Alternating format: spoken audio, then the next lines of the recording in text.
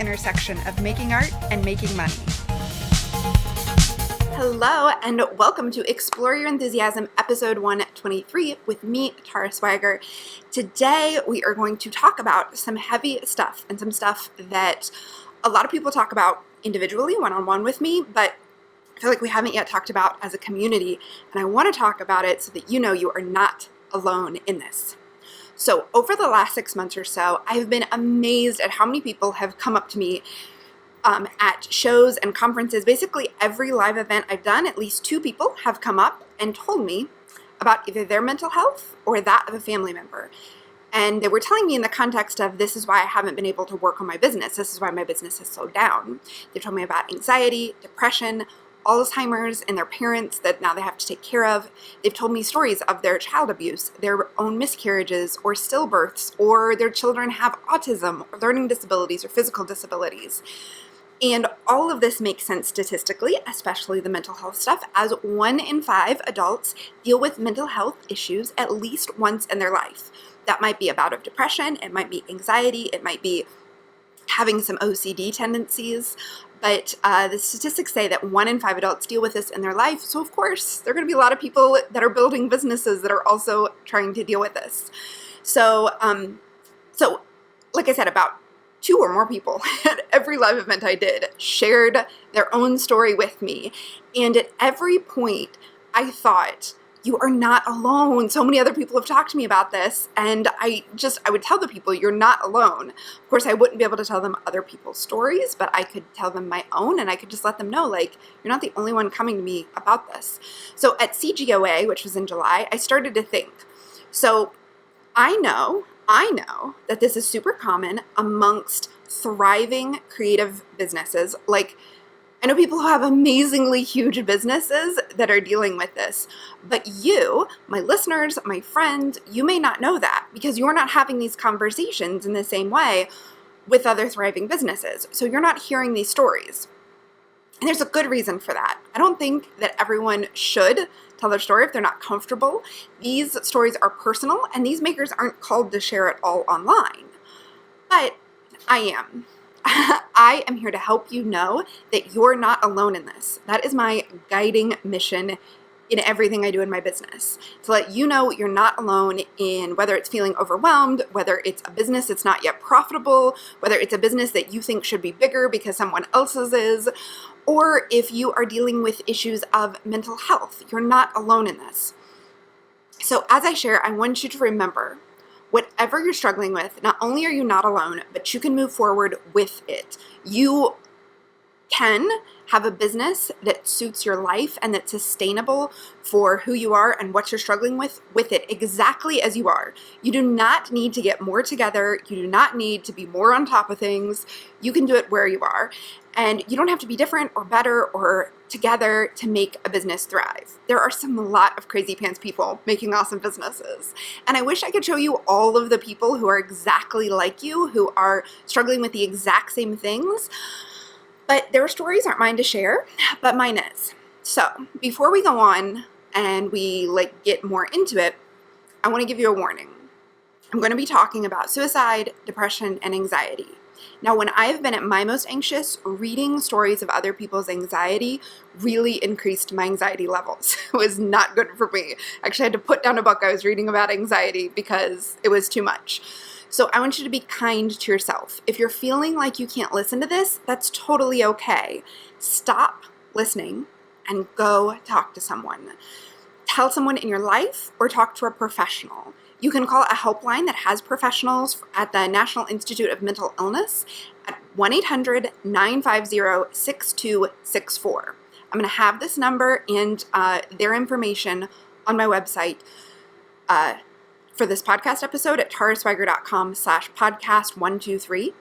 And you can get that number. It's 800-950-6264. If you are feeling like you can't listen to this, call that number, talk to a professional. If you don't have somebody in your life you can talk to that's going to support you. You can also visit that site at NAMI.org. But I don't want you to just read stuff online. I want you to talk to a human being. Okay, so go on and stop this and get help if you feel panicked or depressed And by the way, depressed doesn't always mean sadness. Often it means just a total lack of interest in life.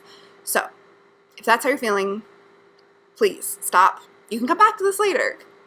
Okay, are you still here? I'm giving you a minute to go away if you need to go away. So let's get into my story. Whew.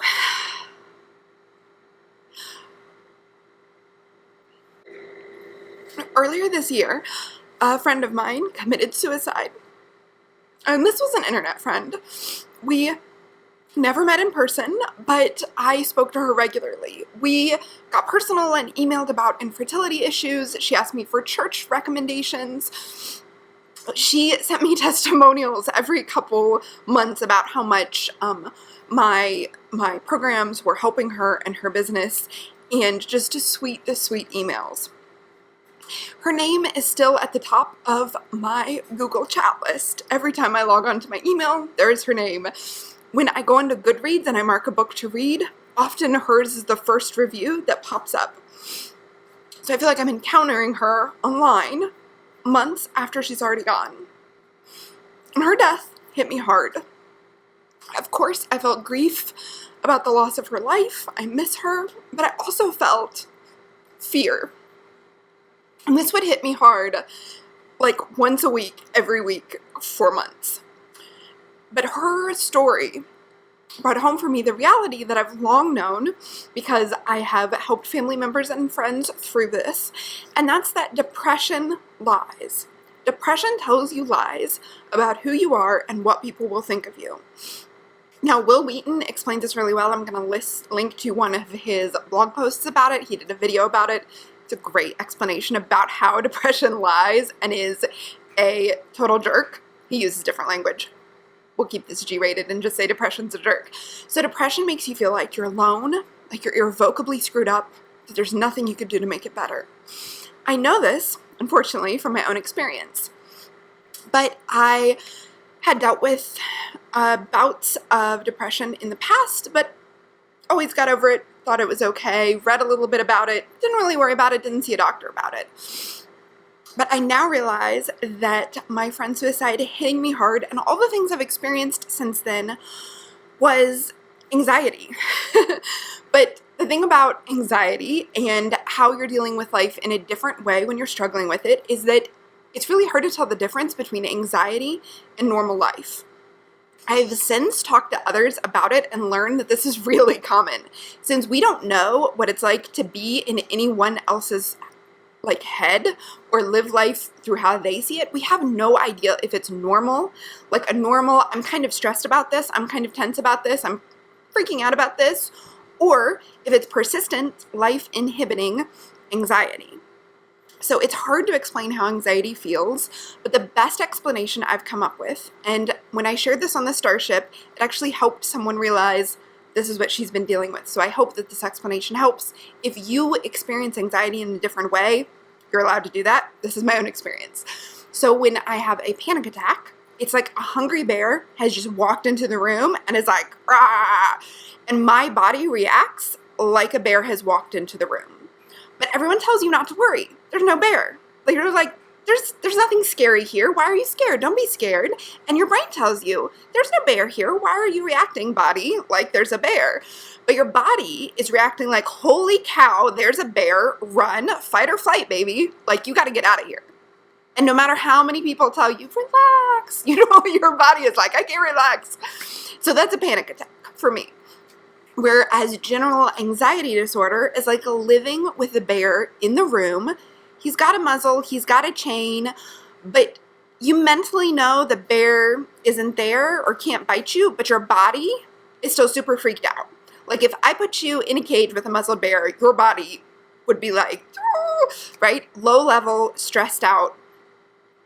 But you know there is no bear. And you, for a while, don't even realize that this bear is in the room with you. Instead, your body's freaking out. So you look around at other parts of your life and say, what is causing this reaction? It's like if you couldn't see the bear, but your body knows there's a bear, and your brain is like, what's happening in my life to cause me to feel like this? Because you know something's wrong, because you can physically feel something wrong. And so you try to fix it because you want to know, why else am I freaking out? So you get in a loop of seeing scary bear-sized problems where there's not scary bear-sized problems. This might be when you think about money, or it might be when you think about your family's health or well-being, or when you think about what's going to happen in the future with your business. All kind of areas of your life, you will see a bear-sized problem. This birds in the room, but you're not acknowledging it, but you're feeling like it's there. So normal life stuff, like for some people it's going to the grocery store, going to the bank, having a hard conversation with somebody, it becomes tinged with bear levels of fear, and it takes so much out of you. And when I say fear, you might not know that what you're feeling is fear, but your body's feeling fear, right? It's tense. For me, it was a lot of hand clenching when I slept, a lot of jaw clenching, a lot of dizziness. And yet, as I was experiencing this, I never really thought about it. Even when I had panic attacks, after they were over, I would just start avoiding the thing that caused the panic attack, which is not a good coping mechanism. But it's what I did for a long time. And when people would ask me to do one of the things I had a panic attack about, I'd just be like, no, I can't do that. And like my brain would like not be able to think about the thing that had caused a panic attack. Whenever I'd think about it, I'd get all fuzzy or I'd start crying. I couldn't focus. And then when my family would notice that I was tense, or one of the things is I have a very strong startle reaction, like it's overreactive, they would ask me about my stress. Are you stressed? You seem stressed. And I would say, I'm not stressed.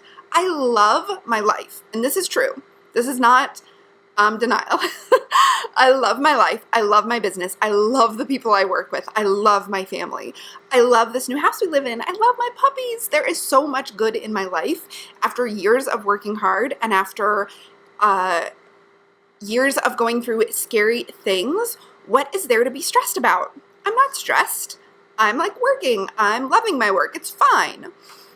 But earlier this summer, I had a couple conversations with some family members where I used the word anxiety to describe how I was feeling when I woke up in the middle of the night and I couldn't fall back asleep.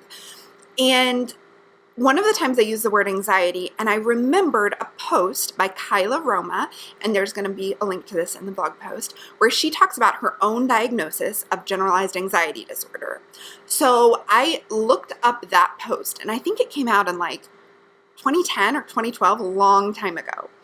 And I was struck again how perfectly it described me. Now, I read that post back when it came out, and I thought it described me, but then I didn't do anything about it. And this time I was like, oh, that's what's happening. I'm not alone in this. Especially what really struck me and made a difference is when she said, I just thought everyone was like this. And I realized that's exactly how I had been dealing with both my grief and anxiety and bouts of depression. I just thought this is normal level tenseness. But when she said, I just thought everyone was like this, and I realized that they weren't, I thought, hey, maybe that's also true of how I've been feeling. Maybe I'm not just bad at adulting. Maybe these panic attacks and these anxiety are something that could be dealt with. So she said in her post, I thought getting help would be scary. It's like, me too. Then she says, and this is a quote, the thing was, I didn't realize I was in the absolute worst part already. Knowing what's wrong doesn't hurt you anymore. It opens you up to help, resources, service, knowledge, and community. Knowing what's going on opens a window and lets all kind of good flood in. And that's when I realized I've been scared of talking about it with anybody or getting help, but experiencing it was the worst thing. Getting help couldn't possibly be as bad. So that's when I made a doctor's appointment to deal with it. But here's the thing I really need to say. First of all, I don't have it figured out. I'm still figuring it out. I'm still dealing with it. But the whole reason I'm sharing this with you is not because I like talking about it, because I don't. It's this. Both anxiety and depression lie. They tell you that you're broken. They tell you that others won't love you, that you won't belong. If you admit it or talk about it, even to yourself, that you will be judged and looked down on, and people will think you're crazy or worse. And I realized that this summer, for my entire adult life, I've been pretending everything is okay. Not just when I pretend with those I love, but also with myself. So I didn't realize I wasn't being honest with myself or with those I love for a really long time. Like, this goes far back. I've spent my life being the girl who is okay, who is fine. I'm here for you. I'm the safe place for friends and family to land when they're having a hard time. They know they can call me or text me, and I will be the person they can spill their guts to and have a hard time about. Fights with their husband, infertility, stress with their kids. They know they can talk to me because I'm always fine. I'm the one that's always fine so that you feel comfortable falling apart. And there are really good reasons for this. I don't want to, I'm not worried about what caused this. I want to figure out what I'm going to do about it going forward. So, after years of having friends fall apart on me, I realized that I am hobbling our relationship by not being equally vulnerable with them. By pretending I'm fine, I'm cutting myself off from the love and support that I'd get if I opened up, that I would get if I actually shared what was going on with me. And by not sharing it, I'm not letting them be a friend to me the way I'm a friend to them. And I mentioned this to a few close friends and families as I've been working through this summer. And they were like, OMG, yes, I can tell when you're not okay. But if you tell me you're fine, there's nothing I can do. I can't force you to tell me what's going on. I can't help and I can't be there for you, even though I would really like to be there for you. So, in order to move forward and to cease being frozen by panic, I had to decide. I deserve to take care of myself. I deserve to be honest with myself, and my loved ones deserve the truth about what's going on, no matter how hard it is. I deserve their compassion and care as much as they deserve mine.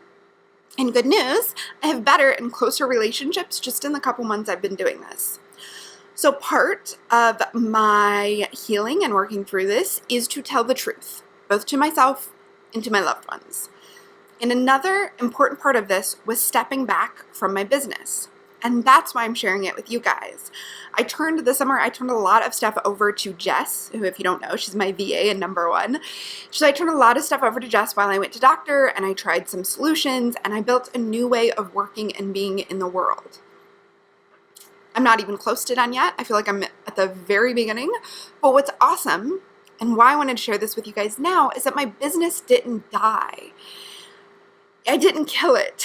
By stepping away, I didn't kill it. And I want this to be the big thing you take note of. Taking care of myself didn't kill my business. I thought it would. I was afraid that if I ever stopped or I ever admitted what was wrong or I ever took some time off, everything would fall apart. No, that's anxiety and depression lying.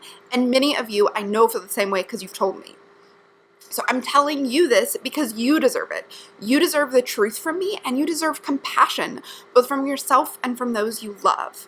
And I have learned that if I just tell you, you should get help, you deserve compassion, it's not nearly as convincing as if you hear a real story of someone else who's doing it.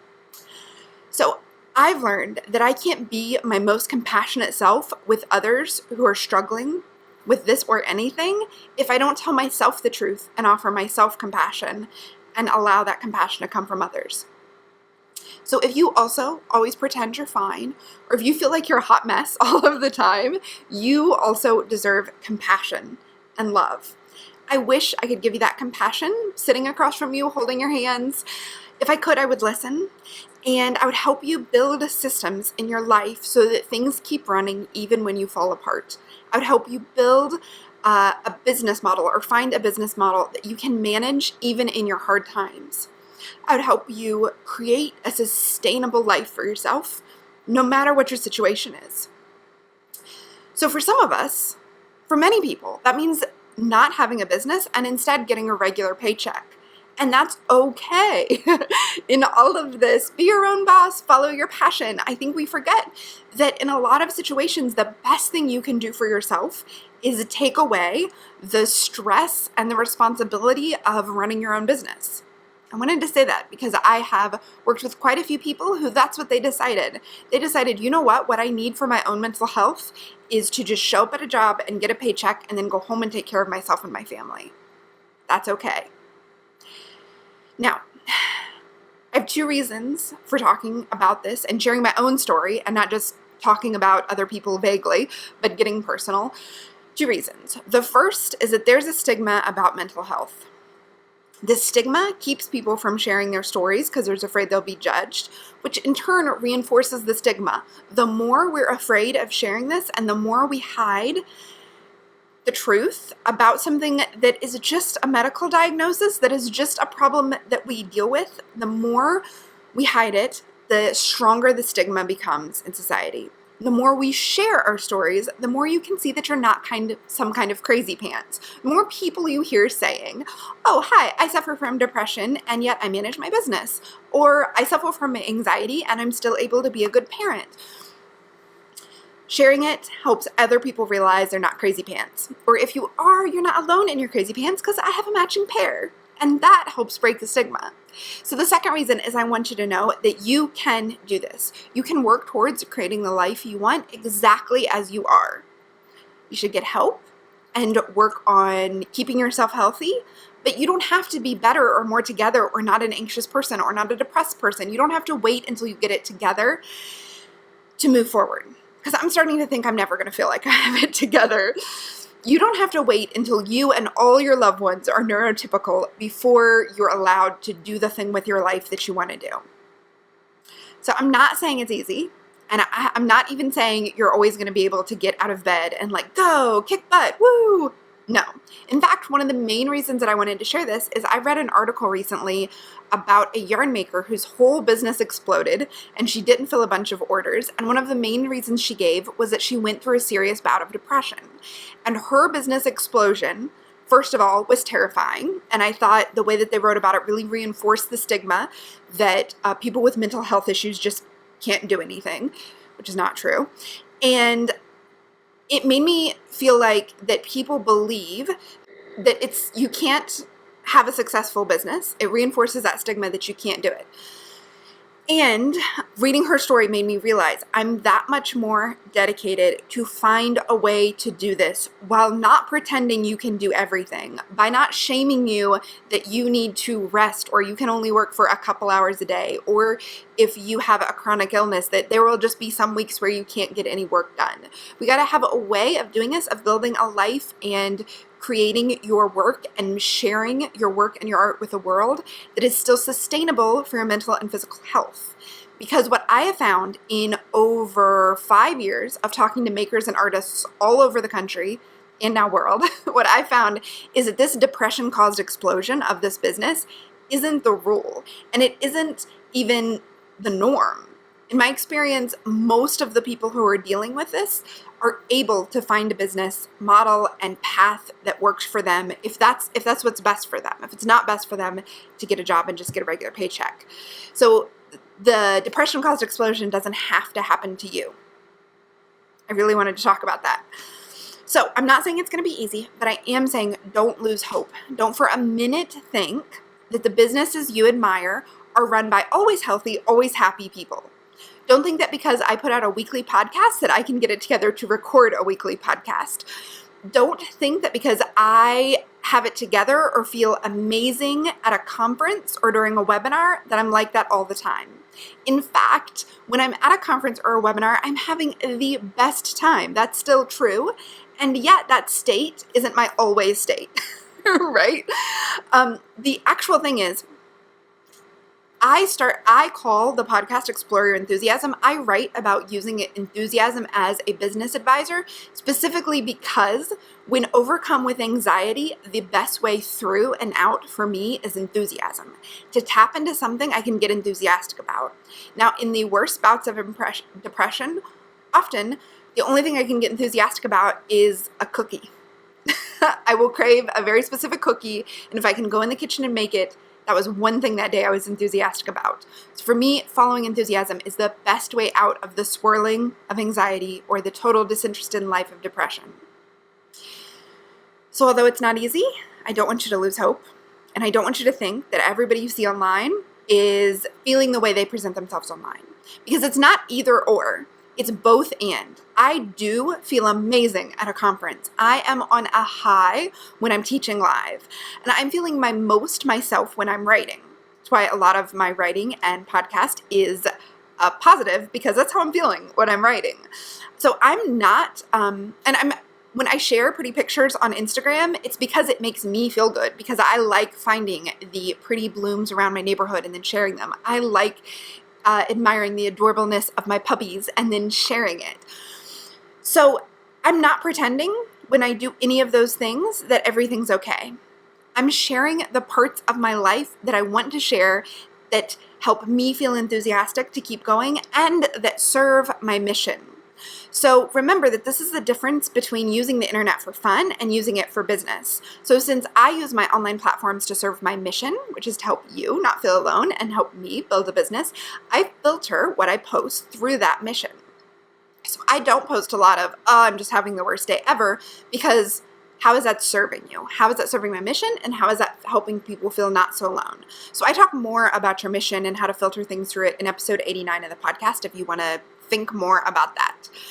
But so that is why you've seen pretty pictures from me over the summer. That is why I've kept the podcast going, is because that actually fills me with joy and is good. That's not fake. That's the things that are bringing joy into my life. But I wanted to talk about this with you and talk about the hard stuff and talk about the stuff that I don't like talking about, because I want to make sure that you know, that you really, really know that you're not alone. After my friend's suicide, I came to realize that if I need to wear my crazy pants out loud in order to help just one of you feel less alone, then it's worth it. Wherever you are and whatever you're struggling with, or whatever you have overcome or whatever you still need to overcome, you have this. You've got this. You can do it. I love you, and I'm so proud of you for just continuing to show up. Even if showing up is just listening to the podcast while laying in bed and healing. You're showing up, and I love you for that, and I'm so proud of you. If you need help, please get it. I know I've said this a couple times, but seriously, friends. I read Kyla Roma's article years ago, which made me realize I was struggling with anxiety. She said, if you need help, get it, and I immediately clicked away. So I am hoping that this message gets through to you. If you need help, get it. I found NAMI.org helpful. It's the National Association of Mental Illness. So by the way, I think you've noticed I haven't said mental illness. I've been saying mental health throughout the episode. But if you are thinking about suicide and it seems like a reasonable solution, you are not alone. That is depression lying to you. Depression says, what's the point? So please don't believe it. Please call a helpline and get help. That number, if you want to call and talk to a professional, this is not me, this is the National Association of Mental Illness, it's 1-800-950-6264. They have professionals that can help you. They also have a lot of information about getting affordable mental health care. So check out their website. You can search in your area, which is what I did to find a doctor, and they will give you a list of places that are affordable. So I have linked to the resources, every resource I've mentioned, Kyla Roma's article, Will Wheaton's video, some places to get help at taraswiger.com/podcast123. So that's taraswiger.com/podcast123. Now, whenever people share something in the Starship, I ask them to create a clear ask to make it clear to everyone what they're looking for, what they want out of it. So my number one reason for recording this podcast is for you not to feel like you're so alone and to help defeat the stigma around talking about this, and because it might help at least one of you recognize and get help. But I want to communicate what I would like from you guys, what I do and don't want, so that you can be as helpful as possible. And this is what we do in the Starship. If anybody makes an unclear ask or they just share a bunch of info, I always say, okay, how can we help you? Because you don't want to share unasked for advice or get the wrong kind of feedback. If you're looking for somebody to encourage you, but they come back with, hey, you've made these grammatical mistakes, it can be a real downer. So we always talk about clear asks, so here's mine. I am happy to share what I've said so far in this episode, but at this point, I don't want to talk about any more of the details than what I've shared so far.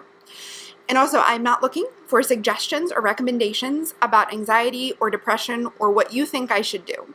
So I'm doing a lot of research and I'm trying a lot of things. I promise I'm trying things. I'm taking care of myself, and I promise to share any resources I find that work for me in an upcoming episode or on my website. But what I would like from you is I would be so happy to hear your own story about what worked for you, about what you've dealt with. You can, of course, always email me or fill out the contact form on my website.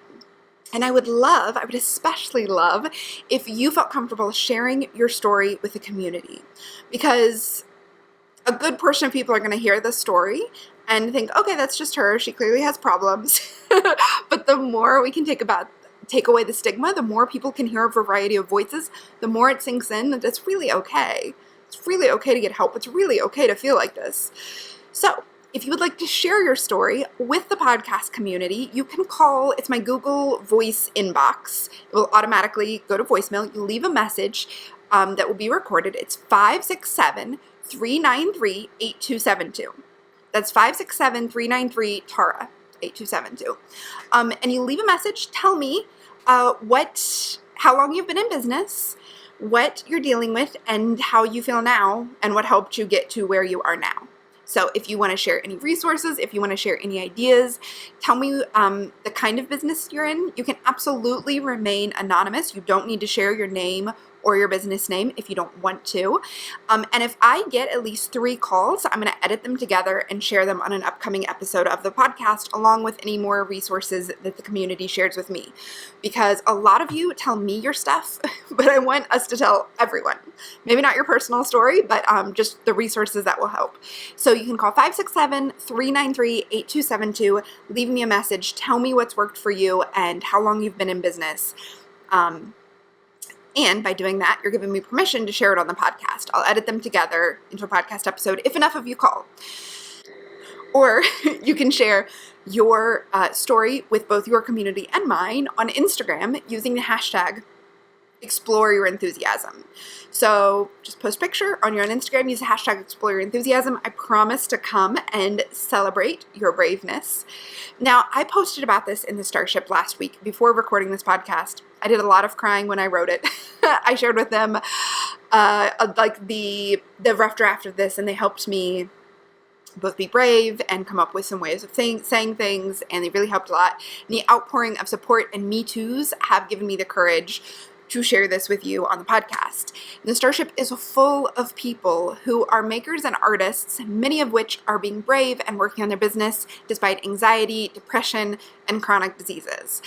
If you're interested in the Starship, I have to tell you, it opens tomorrow. So if you'd like to learn more, you can find a link at this podcast episode with also all the resources I've mentioned, or you can go right to taraswiger.com/starshipbiz.